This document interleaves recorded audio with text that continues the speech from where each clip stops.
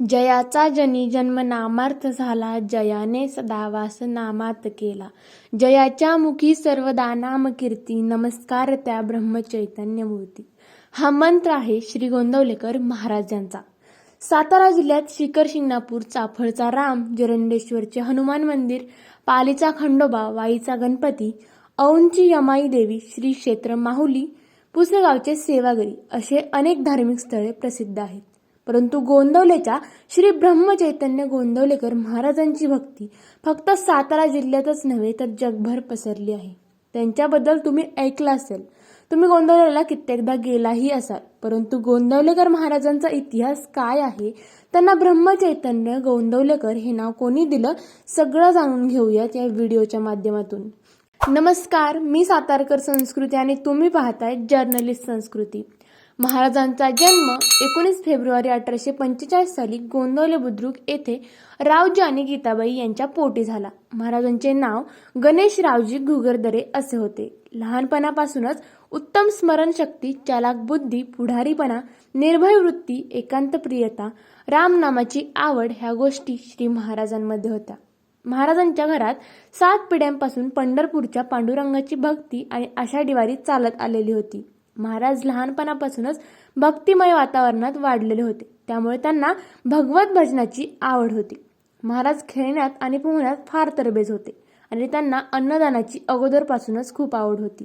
ते पळण्यात आणि झाडावर चढण्यात सुद्धा पटाईत होते. त्यांना प्रवासाची सुद्धा खूप जास्त आवड होती, त्यामुळे त्यांनी वयाच्या 12 वर्षापासून 45 वर्षापर्यंत खूप प्रवास केला, ज्यामध्ये त्यांनी लोकांच्या अडीअडचणी जाणून घेतल्या. त्यांना गोड पदार्थ आवडायचेच, परंतु जेवणात त्यांना पिठलं भाकरी फार आवडायचं. महाराजांना वाचनाची आणि गायनाचा छंद होता. त्याशिवाय लोकांना जेवण देण्याची त्यांना आवड होती. अवघ्या 9 वर्षाचे असताना गुरुच्या शोधात त्यांनी आपले 2 सवंगड्यांना सोबत घेऊन घर सोडले. ते कोल्हापुरात आहेत हे कळाल्यावर त्यांच्या वडिलांनी त्यांना घरी परत आणलं आणि त्यांचा हा प्लॅन फसला. वयाच्या 11व्या वर्षी त्यांचं लग्न करण्यात आलं. त्यांना घरी आणलं गेलं, परंतु त्यांचं मन संसारात रमत नव्हतं. ते 1858 साली पुन्हा घर सोडून निघून गेले. ते गुरुच्या शोधात संपूर्ण उत्तर भारतात फिरले, परंतु त्यांचं समाधान होत नव्हतं. शेवटी रामदास स्वामींच्या परंपरेतील एक थोर सत्पुरुष श्री रामकृष्ण हे महाराजांना भेटले आणि त्यांनी नांदेड जवळील एहळेगाव या गावी श्री तुकाराम चैतन्य यांच्याकडे जाण्याचा सल्ला दिला.